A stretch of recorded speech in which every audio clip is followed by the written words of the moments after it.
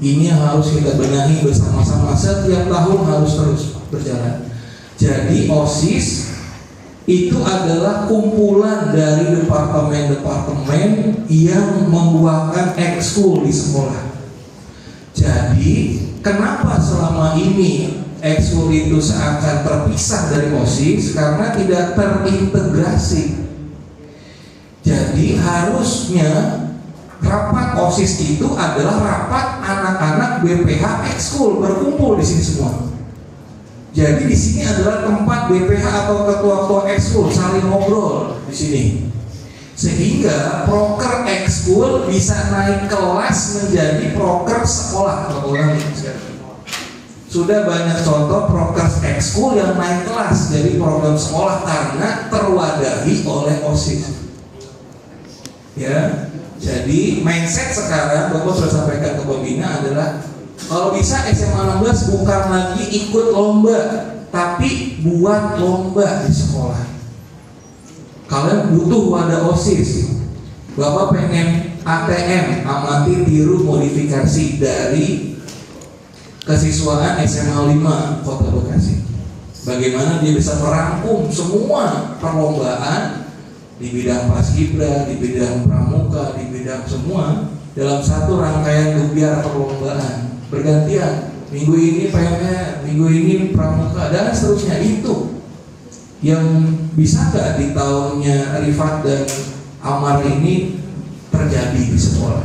Kalau bahasanya Pak, lapangan kita nggak proper, emang awalnya pasti nggak proper, nanti lama-lama dipikirin, oh iya lapangan kita nggak bagus, kelas kita nggak rapi. Tapi karena ada terpaksa ikut lomba, makanya akan tergerak, terdorong untuk memperbaiki. Paham ya? Jadi jangan defisit based learning. Jangan berpikir nggak ada ini Pak, nggak bisa, nggak ada speakernya, nggak ada modalnya, nggak ada uangnya. Jangan berpikir seperti itu. Kalau dalam organisasi, berpikirnya adalah ABCD, Asset Based Community Development. Bapak keluarin di bahasa organisasi Banimas ya. Apa sih Asset Based Community Development? Adalah pembangunan komunitas yang berbasis aset. Mikirnya kita punya apa nih? Itu yang dikejar. Kamu punya apa? Punya SDM 80 orang, itu aset kita. Kamu punya siswa 970 orang. Amar punya nih semua anak. Sebagai ketua MPK, mewakili perwakilan kelas, itu jadi aset SMA 16. Apa yang bisa kita, jangan berpikir kurang. Bapak juga bisa ngeluh sebenarnya, cuma Bapak nggak mungkin ngeluhkan kamu, gitu ya. Jadi berpikirnya asset based community development, pembangunan komunitas OSIS MPK yang berbasis aset itu. Jadi Bapak kepengen besok berpikirnya aset, bukan lagi defisit. Berikutnya, jadi mudah-mudahan dengan dimulainya raker seperti ini, kalian bisa benar-benar bisa menunjukkan jati diri kalian. Bapak titip satu proker aja, Bu Era, Pak Fen, saya titip satu proker. Saya pengen ada proker piket OSIS MPK. Piket terbagi 3. Semua anak harus terlibat, dari ketua Rifat sampai Departemen 10, Komisi 4 di MPK. Jadi piket OSIS MPK itu ada 3. Satu, pagi hari. Pagi hari berarti ada anak siswa MPK OSIS di depan gerbang SMA 16. 8 orang cukup, 4 OSIS, 4 MPK. Pakai seragam kamu, pakai pin kamu. Bapak senang sekali ada namanya Ardi, pakai 3 pin. Benar Ardi? Mana Ardi? Luar biasa. Ardi itu pakai Osebas, Rohis, PMR, luar biasa. Boleh nggak? Di sekolah boleh nggak ikut 3-3-nya? Boleh, nggak apa-apa. Boleh Pak Dimas, boleh, sumpah. Jadi dengan atribut itu adalah cara kalian membanggakan diri kalian. Identitas itu penting sekali. Jadi 8 orang di depan. Jam 6.30 sudah ada di gerbang sekolah menyambut teman-temannya.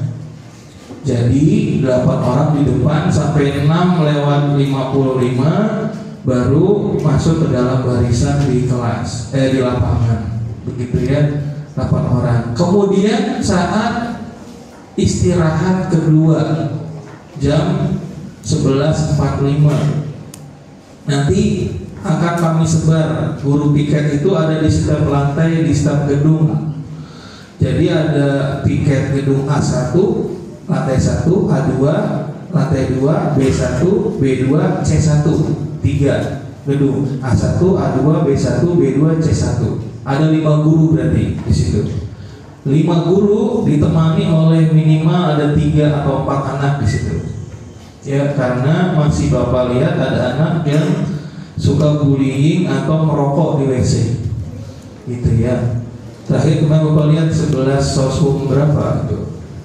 Sosum atas 3, 4 ya. Itu yang Bapak lihat kemarin. Ya, jadi ada nemenin guru piket, nanti ada mejanya di situ. Ada mejanya nanti. Itu piket istirahat. Yang terakhir piket pulang sekolah.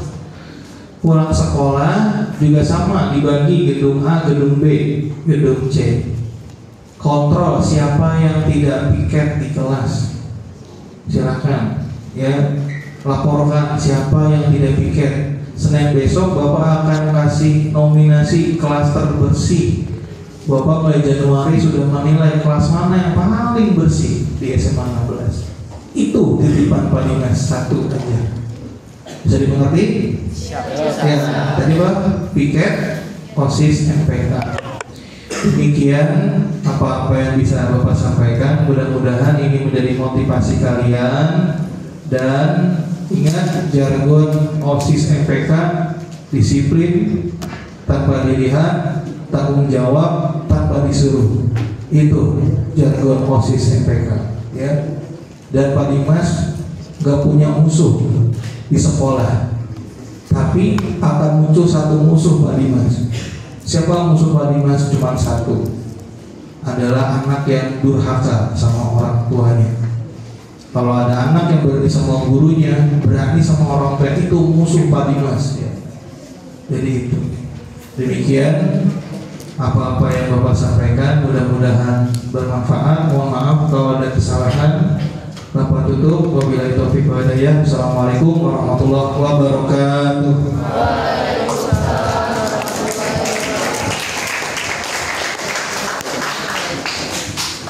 Terima kasih kepada Pak Dimas atas sambutannya. Kami akan berkontribusi ke depannya lebih banyak. Sekarang kita dengarkan sambutan Bu Era. Kepada Bu Era, silakan. Terima kasih MC. Ya. Baik, Assalamualaikum warahmatullahi wabarakatuh. Yang terhormat Bapak Kepala Kesiswaan SMA Negeri 16 Bekasi, Bapak Dimas Prabowo SPD, pada Akang Teteh ya, yang sudah menjadi BPH 2025 dan Departemen 1 sampai dengan 10. Mudah-mudahan masih semangat ya di sore ini ya. Masih ya. Oke, baik. Saya menyampaikan beberapa hal. Tadi melebarkan sedikit dari Pak Dimas bahwa ada satu permintaan untuk mengadakan piket, jadwal piket gitu ya, jadwal piket. Mungkin nanti bisa agak diperlebar, bukan cuma 8 siswa itu ya, tapi bisa membantu saya mengakses di kegiatan pagi karena masih banyak yang menitip absen atau mungkin memasukkan tanda tangan gitu.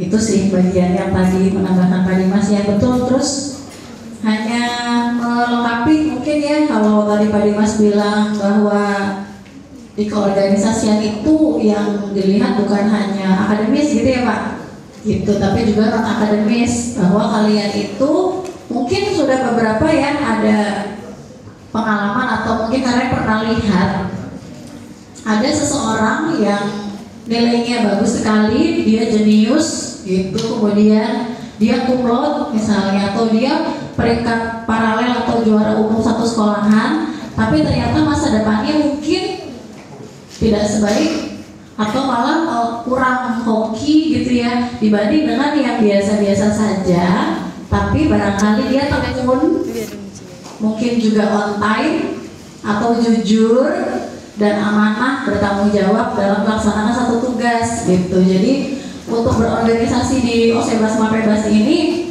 bukan ibaratnya kalian harus menjadi seseorang yang jenius, tidak ya gitu, tapi pada saat kalian sudah berkomitmen dalam nyemplung gitu ya berorganisasi di Osebas Mapebas ini, maka kalian harus bertanggung jawab terhadap pekerjaan masing-masing. Seperti apa kinerjanya, terutama BPH nih, akal tetehnya mungkin setahun ke depan pasti akan sibuk banget ya, sibuk banget gitu.